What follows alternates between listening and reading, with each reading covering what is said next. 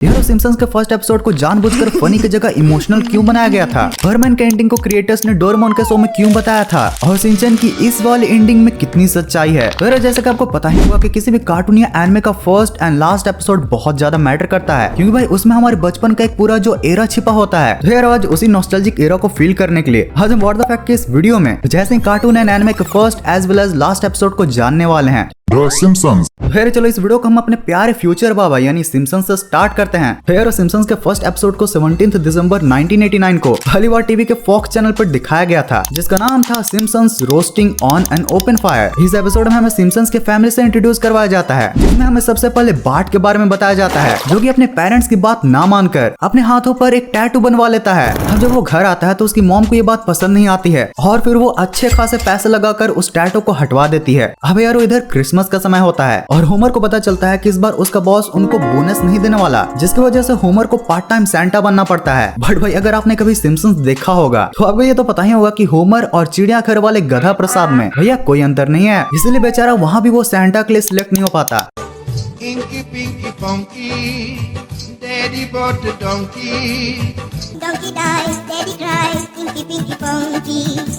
अब सारी जगहों से धक्के खाकर होमर एक लास्ट टाइम अपना लक डॉग रेस में लगाता है, जहाँ भाई वो सिर्फ हारता ही नहीं है बल्कि उसका डॉग रेस में एकदम लास्ट आता है। पर फिर भी होमर का दिल साफ होने की वजह से वो उसे भी अपने घर में ले आता है। अब एपिसोड लास्ट में हमें ये दिखाया जाता है कि without decoration and Christmas tree Homer की सिचुएशन समझकर सभी फैमिली मेंबर्स हंसी खुशी अपने फैमिली टाइम को एंजॉय करते हुए क्रिसमस मनाते हैं। सच में सिम्पसन्स का ये फर्स्ट एपिसोड फनी होने से ज्यादा इमोशनल था, हाँ, जिसमें बहुत ही अच्छे और प्यारे प्यारे मैसेजेस भी थे। वैसे यार हाल ही में 21 मई 2023 को सिम्पसन्स का 750th एपिसोड को दिखाया गया था, जिसके इंट्रो सीन में सिम्पसन्स में आए लगभग 750 कैरेक्टर्स को इंक्लूड किया गया था और ये सिम्पसन्स के 34th सीजन का एंड भी था। बट यार 1 अक्टूबर 2023 से इसका 35th सीजन भी लॉन्च हो चुका है, जिसके भी अब तक 10 एपिसोड्स आ चुके हैं। एंड भाई ओवर द डिकेड्स इसमें सच में कई इंप्रूवमेंट्स किए गए हैं, मतलब कि कुछ ज्यादा ही जलवा है हमारा।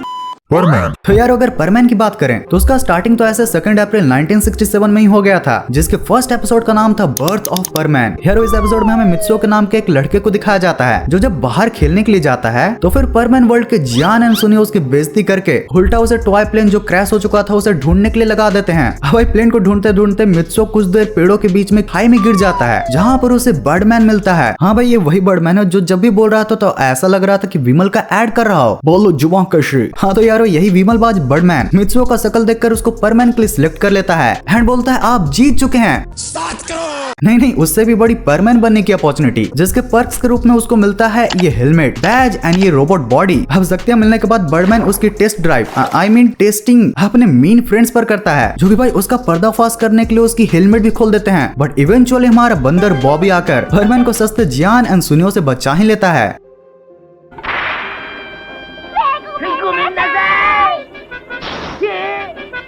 तो यार अब अगर Superman minus su is equal to perman के लास्ट एपिसोड के बारे में बात करें, फिर उस एपिसोड में हमें ये दिखाया जाता है कि मित्सुओ अब एक मैच्योर परमैन बन चुका है, इसलिए बर्डमैन उसका प्रमोशन के तौर पर अब उसे दूसरे प्लेनेट में भेजना चाहता है। यार परमैन ये सुनकर खुश तो हो जाता है, बट उसे जल्दी ही रियलाइज हो जाता है कि अब उसे अपने प्यारे फ्रेंड्स एंड फैमिली को छोड़ना होगा, इसलिए वो अपने बचे हुए समय में अपने फ्रेंड्स एंड फैमिली से लास्ट टाइम मिलता है, जहाँ पर भाई ये सीन और भी ज्यादा हार्ट ब्रेकिंग बन जाता है। अब यार एट लास्टली अगले दिन बहुत ही मुश्किल से उठकर मित्सुओ बाकी परमैन से भी मिलता है, जहाँ पर सभी उसे कुछ न कुछ गिफ्ट देते हैं। पर मित्सुओ को सबसे शॉकिंग गिफ्ट तब मिलता है जब यूएफए के पीछे पाको उसको अपना रियल आइडेंटिटी दिखाती है और बताते हैं कि वही मिस सुमेरे है। अब भाई इतने ज्यादा इमोशनल मूवमेंट्स होने के बाद बर्डमैन और परमैन अर्थ को छोड़कर चले जाते हैं। अब यार इतना सुनने के बाद अगर आपको थोड़ा ये हार्ट ब्रेकिंग लग रहा है तो चलो आपको डोरेमोन में परमैन के रिलेटेड कुछ ईस्टर एग्स को भी बता ही देता हूँ, जिससे कि आपको कहीं न कहीं इसके सेटिस्फैक्टरी एंडिंग का अंदाजा हो ही जाएगा। फिर जैसा कि आपको पता ही होगा कि डोरेमोन और परमैन को सेम क्रिएटर्स नहीं बनाया है, इसलिए उनके वर्ल्ड भी सेम ही है, बस टाइमलाइन में थोड़ा सा अंतर है। तो डोरेमोन में हमें एक बार मिस सुमेरो को दिखाया गया था, जो कि नोबिता से कहती है कि वो आज भी अपने एक बचपन के फ्रेंड का इंतजार कर रही हैं। ये मेरे बचपन का दोस्त है। अरे ये लड़का, जब हम बहुत छोटे थे तो ये मुझसे बहुत दूर चला गया था, लेकिन मुझे यकीन है कि ये एक दिन जरूर वापस आएगा। फिर एक बार सेम ही डोरेमोन शो में हमें ये भी दिखाया गया था कि परमैन जैसा दिखने वाला एक लड़का अंतरिक्ष से वापस धरती पर आकर मिस सुमरे से मिलता है, और भाई जिसका कपड़ा एंड कहीं न कहीं फेस परमैन से काफी ही ज्यादा मिलता है। बड़ी और फिर भी ये एक कंफर्म न्यूज नहीं है। और भाई अगर आपने परमैन की मांगा पढ़ी है तो उसमें आपको ये जानकर अच्छा लगेगा कि एट लास्टली परमैन धरती पर आकर मिस सुमरे से ही मैरिज करता है। सुकून का नाम सुना है? हाय हाय, इतना सुकून। Shin-chan, तो चलो यार फाइनली बात कर लेते हैं उस एनिमे की जो कि सिर्फ बच्चों के बीच में ही नहीं बल्कि बड़ों के बीच में भी काफी बड़ा पॉपुलर है। भाई ऐसे ही थोड़ी गुची जैसे इतने लग्जरी ब्रांड्स भी शिनचैन में दिखाए गए कपड़ों को कॉपी करने में लगे हैं।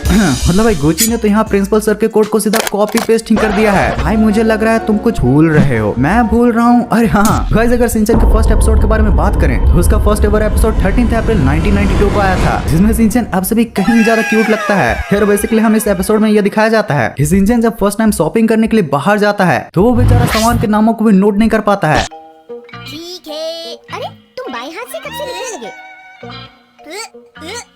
अरे मुझे तो इस हाथ से लिखना था।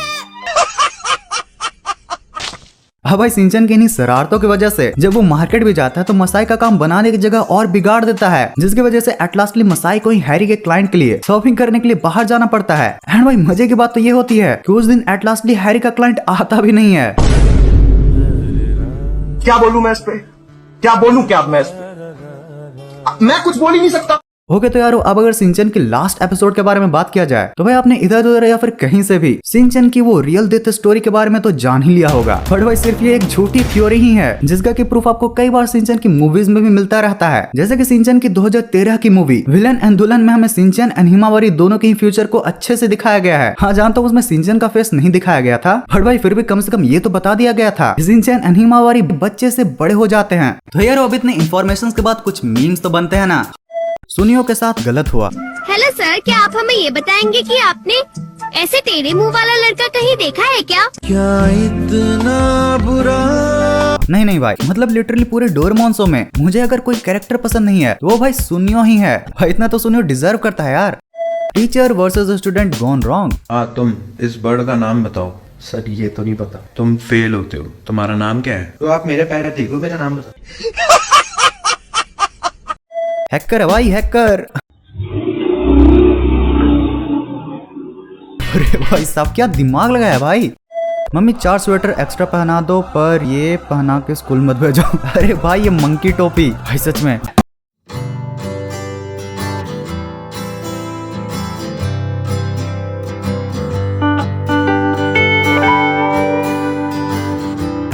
हे गाइस, लेट्स नॉट आर्ग्यू। हमको भी कोई भैंस नहीं करनी। तो यारो बस आज के इस वीडियो के लिए इतना ही था। अगर आपको इस वीडियो का पिछला पार्ट को देखना है तो आपके लिए है ये वाली वीडियो, और अगर इसे आपने देख लिया है तो भाई फिर आपके लिए है ये वाली फन इंटरेस्टिंग वीडियो। इस वीडियो को पूरा यहाँ तक एंड तक देखने के लिए दिल से thanks for watching this entire video.